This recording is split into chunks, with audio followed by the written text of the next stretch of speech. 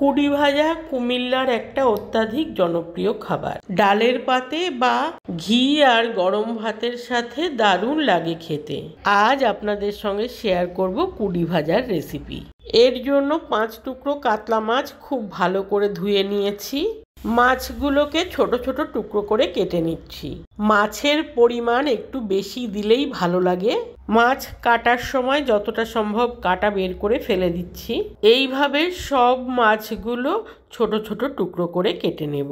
এই রকম ছোট ছোট টুকরো করে কেটে নিয়েছি। এর মধ্যে পরিমাণ মতো হলুদ আর লবণ দিয়ে খুব ভালো করে মাখিয়ে নিচ্ছি। ভালো করে লবণ হলুদ মাখানো হয়ে গেছে, আধা ঘন্টা ঢেকে রেখে দেব। একটা বেগুন, 3টে পটল আর 2টো আলু খোসা ছাড়িয়ে নিয়েছি। পটলের দুপাশ থেকে কেটে বাদ দিয়ে পিলারের সাহায্যে ঘষে ঘষে ওপরের সবুজ অংশটা তুলে দিচ্ছি। এরপর পটলটাকে লম্বালম্বিভাবে 4 টুকরো করে কেটে ছোট ছোট টুকরো করে কেটে নিচ্ছি। সব পটলগুলোকে এই রকম ছোট ছোট টুকরো করে কেটে নেব। আলুটাকে প্রথমে চাক চাক করে কেটে তারপরে লম্বালম্বি করে কেটে ছোট ছোট টুকরো করে কেটে নিচ্ছি। এইভাবে অন্য আলুটাকেও কেটে নেব। বেগুনের বোটাটা প্রথমে কেটে বাদ দিয়ে তারপরে পেছন দিকে একটু অংশ ফেলে দিয়ে ছোট ছোট টুকরো করে কেটে নিচ্ছি। পুরো বেগুনটাই এই রকম ছোট ছোট টুকরো করে কেটে নেব। সব সবজিগুলোকে খুব ভালো করে ধুয়ে নিয়েছি। সবজিগুলোতে আন্দাজ মতো লবণ দিয়ে খুব ভালো করে মাখিয়ে নিচ্ছি। আলুতে লবণ মাখানো হয়ে গেছে, পটলে লবণ মাখিয়ে নিচ্ছি, বেগুনেও লবণ মাখিয়ে নিচ্ছি। সবজিগুলোকেও লবণ মাখিয়ে আধা ঘন্টা রেখে দেব। কড়াইতে সর্ষের তেল গরম করে লবণ হলুদ মাখানো মাছের টুকরোগুলো দিয়ে দিচ্ছি। এক পাশ ভাজা হয়ে গেছে, মাছগুলোকে উল্টে দিচ্ছি। মাছের টুকরোগুলো এক পাশে সরিয়ে দিয়ে ফাঁকা জায়গায় আরও মাছের টুকরো দিয়ে দিচ্ছি।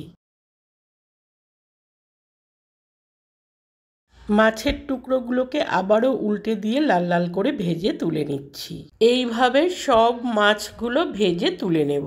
এই মাছ ভাজা তেলেই পটলগুলোকে জল নিংড়ে দিয়ে দিলাম।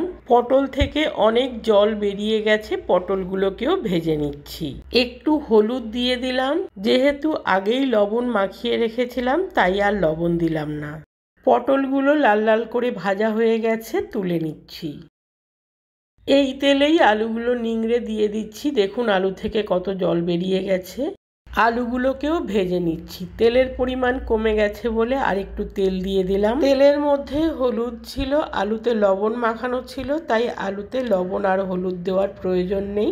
আলুগুলোকেও লাল লাল করে ভেজে তুলে নিলাম। বেগুন থেকেও কতটা জল বেরিয়েছে দেখুন। বেগুনগুলো ভালো করে নিংড়ে ওই তেলের মধ্যে দিয়েই বেগুনগুলোকেও ভেজে নিচ্ছি। আমি এখানে 3 রকমের সবজি আর মাছ দিয়ে করছি।